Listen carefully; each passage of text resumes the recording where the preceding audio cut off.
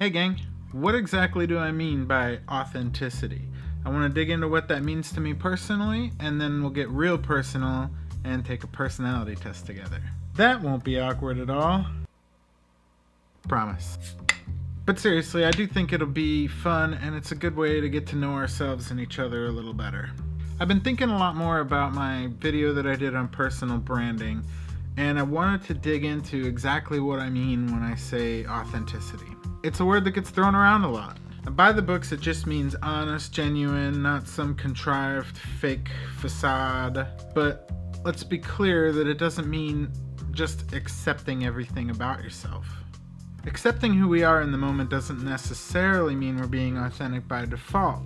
We're a lot more than our past, and we're a lot more than whatever patterns and bad habits that we might be in at the moment. And I don't know about you, but I don't look at my faults and say, that's authentic me right there. They bother me because they go against my values and because I know that I could do better. So if we aren't happy about every little thing about ourselves all the time, does it make it disingenuous to change? Well, no, not really. People who never change, who stagnate, who decide their opinions when they're young and they cling to them, stubbornly standing by them no matter what. Let's just say I'm not one of those people. And if you're like I am, your life has been a long, slow process of incremental little improvements. That drive to always become a better version of ourselves is called self-actualization. It's that nagging feeling we could do better if we just tried a little harder. Pursuit of knowledge and the expression of creativity, these are both ways that we climb that famous Maslow's pyramid to get to that top peak, which is self-actualization. These are the things that fulfill us more than food or sex, more than safety and belonging, and even more than respect and esteem. They're the things that matter the most. It's trying to be authentic on a level that's currently beyond our reach. It's being true to what actually matters to us and striving for something bigger than ourselves. Sometimes it even goes past our values and it shines a light on values that need a little bit of reevaluation. It's that thing that allows us to sometimes change our beliefs when we're presented with new evidence and we decide that they don't really fit us anymore. It's this process of knowing that you're never going to arrive, but you need to keep going toward that destination. And the only way to try to do it is to get some perspective on ourselves. We can do it through conversations with our friends and family. We can do it through discussions online. And today, we're going to do it with a personality test. So let's start this journey by trying to get a little somewhat objective with our own personalities. We'll learn a little bit about ourselves and our intentions and where we could improve. There's a really great version of the Myers-Briggs MBTI personality test at 16personalities.com. I took it a few years ago and I really gained a lot of insight from it, so I recommend trying it out for yourself. I'll leave you a link down in the description here below. I don't know how this is going to go, but I thought it would be cool to take the test and talk you through why I'm answering the way that I am and how we can translate this into something productively useful moving forward. This is not going to be a primer on what the MBTI is. If you're interested, I hear Google knows a lot about it. And I know what some of you are already thinking. I know a lot of people say the Myers-Briggs is bullshit, and there's some truth to that. It's been pretty well disputed in a lot of ways. But probing yourself and questioning why you believe what you believe is a really constructive tool. And this is just one of many, many ways to gain some perspective. So don't expect this to give you any solid answers about yourself, but it will help you ask some really good questions and give you maybe a little somewhat outside perspective on yourself. So I'm going to go off script now and just talk you through the test as I take it, and hopefully I can cut it up into something interesting later, but prepare for some rambling. So let's take the test. You find it difficult to introduce yourself to other people. Well, no, not really. You often get so lost in thoughts that you ignore or forget your surroundings. It happens pretty regularly. You find it easy to stay relaxed and focused even when there is some pressure. I mostly agree. You rarely do something just out of sheer curiosity. I'm gonna have to strongly disagree. You feel superior to other people. I couldn't disagree more. Being organized is more important to you than being adaptable. Kind of disagree. It's important to be organized, but I think it's more important to be flexible. You often feel as if you have to justify yourself to other people. I kind of do agree. I know it's just me. You do not mind being at the center of attention. I kind of like playing on stage, things like that, but I don't like totally having everyone's attention. That's part of what makes being on camera so hard for me. People can rarely upset you. I strongly agree. I don't really get upset that often. Your travel plans are usually well thought out. Oh, I really like to fly by the seat of my pants when I travel. I really just love to wing it. It is often difficult for you to relate to other people's feelings. Yeah. In a discussion, truth should be more important than people's sensitivities. Well, the truth is a little more important to me. Your work style is closer to random energy spikes than to a methodical and organized. Yeah. You are often envious of others. I know it's easy to say this, but not really. I certainly admire a lot of people, but I don't want to be that person. I don't want anything bad for that person. An interesting book or video game is often better than a social event. I'm gonna strongly sort of agree. I like people and I like parties and stuff like that, but not that much. Being able to develop a plan and stick to it is the most important part of every project. Developing a plan is kind of important, but sticking to it? No. I really think being flexible is more important. You really get carried away by fantasies and ideas. I'd spend most of my time lost in my head, so. As a parent, you would rather see your child grow up kind than smart. I think neutral's okay. Just a little bit. You do not let other people influence your actions. I agree, but I feel like I could do better. It does not take you much time to start getting involved in social activities at your new workplace. Slightly disagree. If we're talking about socializing, I would totally agree, but when it comes to like social activities, like outside of work stuff, I kind of got to get dragged kicking and screaming. You're more of a natural improviser than a careful planner. That's mostly true. Your emotions control you more than you control them. A little bit. I'm not gonna lie. You enjoy going to social events that involve dress up or role play. Strongly no. You often spend time exploring unrealistic and impractical yet intriguing ideas. A little bit. You often contemplate the reasons for human existence. Yeah. Keeping your options open is more important than having a to-do list. Yes. Strongly agree.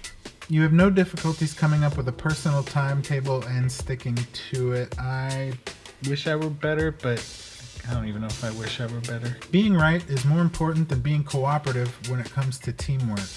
Not right at the cost of the team. You think that everyone's views should be respected regardless of whether they are supported by facts or not. No. I think I used to be that way, but that's something I've shifted on, especially over the past couple years. You know what I'm talking about. You feel more energetic after spending time with a group of people. I strongly disagree. I do love hanging out with people. I love socializing. I love happy hours. I love conversation, but it's exhausting. If I have like a whole weekend, like holidays, oh my God. You frequently misplace your things. No, I wouldn't, yeah, I totally do. You see yourself as very emotionally stable.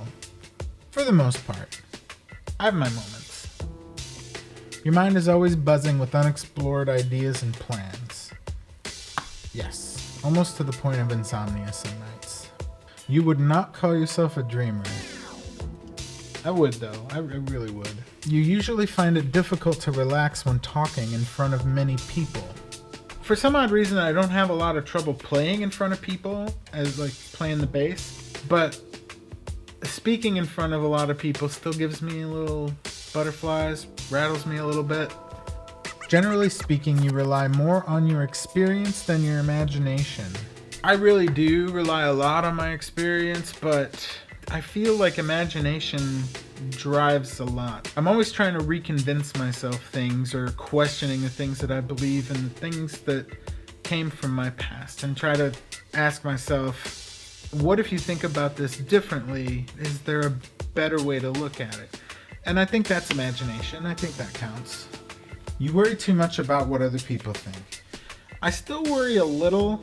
I used to worry a lot. I'm going to say slightly agree and keep working on disagreeing, because that's one of those things I was talking about where it's not something that you accept. If the room is full, you stay closer to the walls, avoiding the center. It's been a natural thing for me my whole life. Not necessarily a wallflower, but part of this is because I have a camera in my hands a lot of the time since I'm photographing family events and get-togethers and things like that all the time. I tend to kind of hang out to the side where nobody notices I'm there, so I get those really nice, what is the word?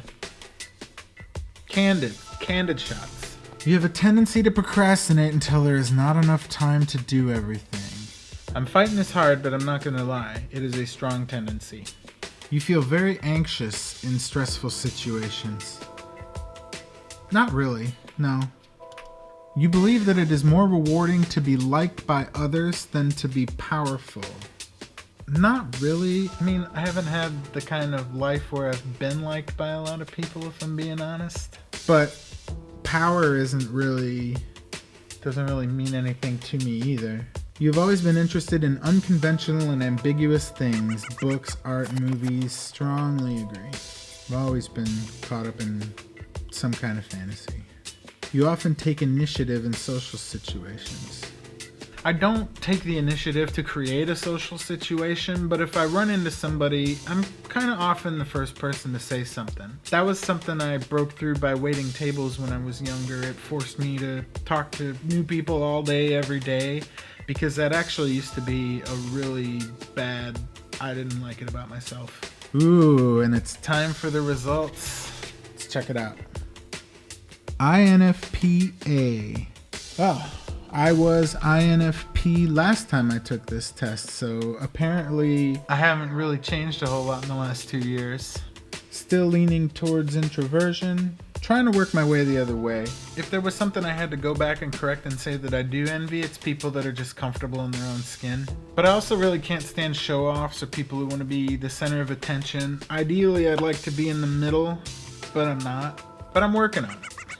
My energy is more intuitive. I think that's true. I kind of like that about myself. Slightly more feeling than thinking nature. I really do think that both of those values are important. Prospecting versus judging.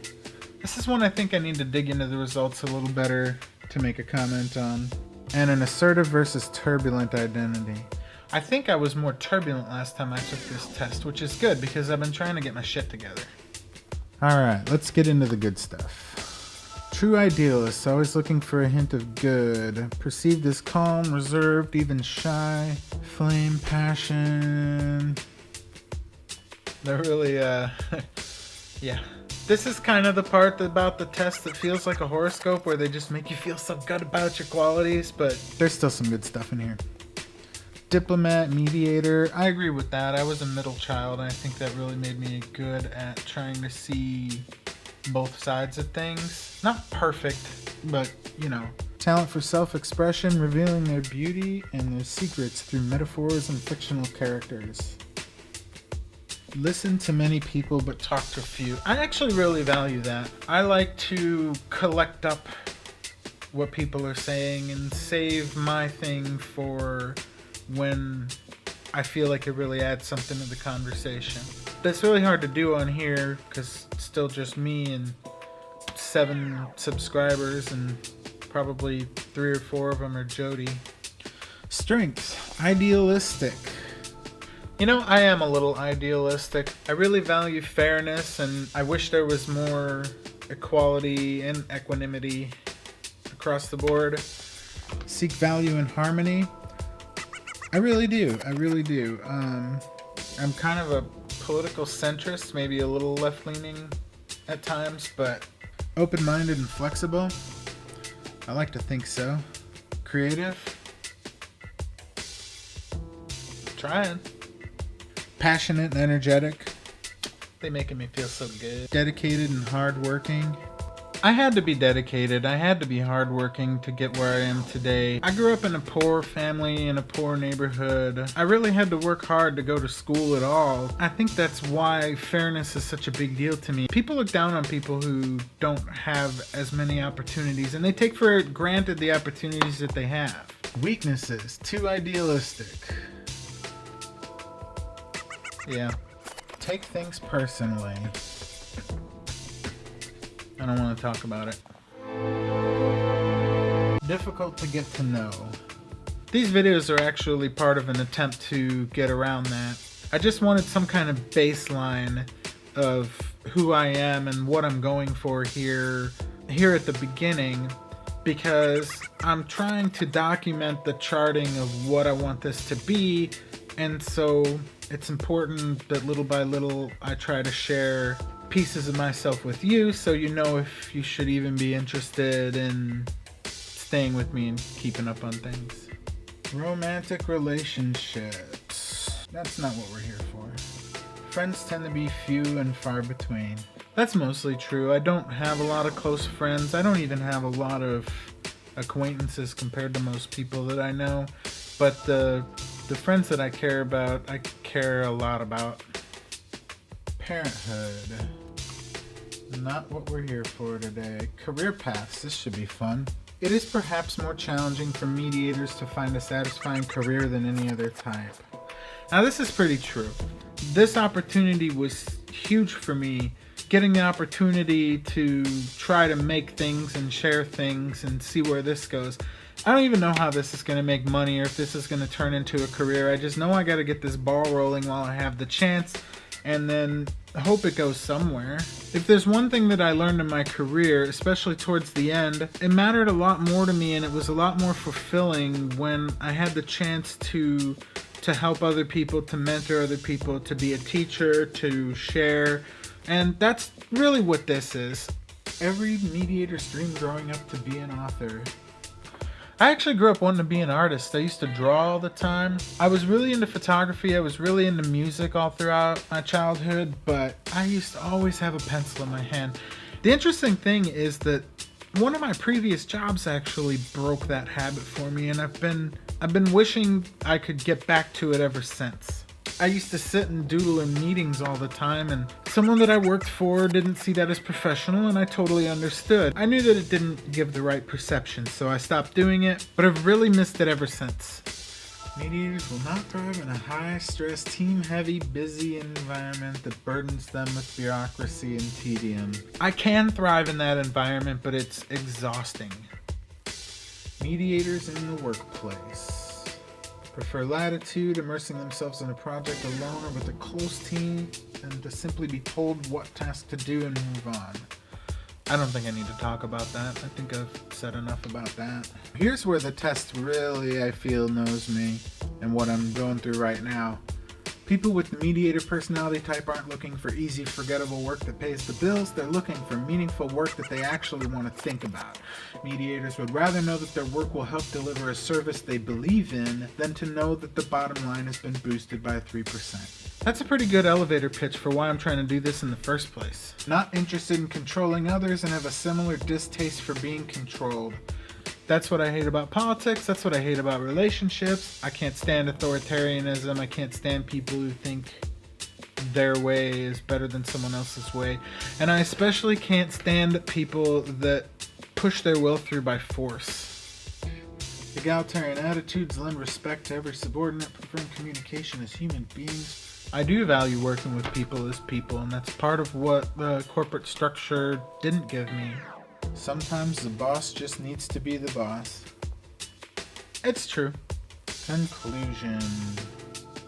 Poetic and kind-hearted, vivid imagination. Past this point, they offer a premium profile. I had a lot of fun with it. I've got no connection to these guys. They don't even offer an affiliate program, so I'll leave a link, and if you want to buy the premium profile, it really, they give you a PDF that goes into a lot more depth on these things, but it's up to you. I think it was like $20 or something.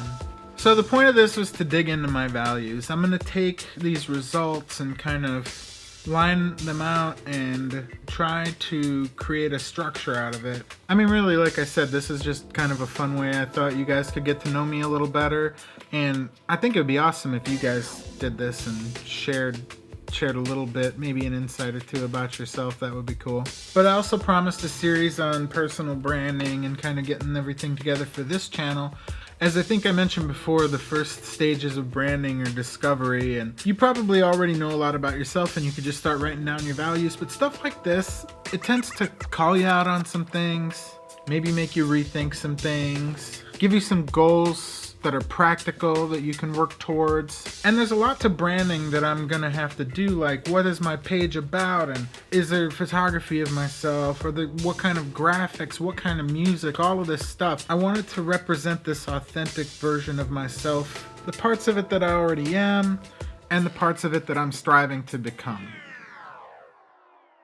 Moving forward, I'll take you a little further through the process practically of branding this channel, of creating all the cool stuff, but I wanted you to know where I'm coming from before I dug in, and maybe that way I can show you how to take your own values and form them into a more authentic brand for yourself. I really do hope this was fun, and I'm getting really tired of talking about myself, so please hit me up in the comments and tell me something insightful that you've recently learned about yourself. Or if that's too personal, share with me one tool that you use for self-discovery. I'd really like to know if you guys are going through anything similar.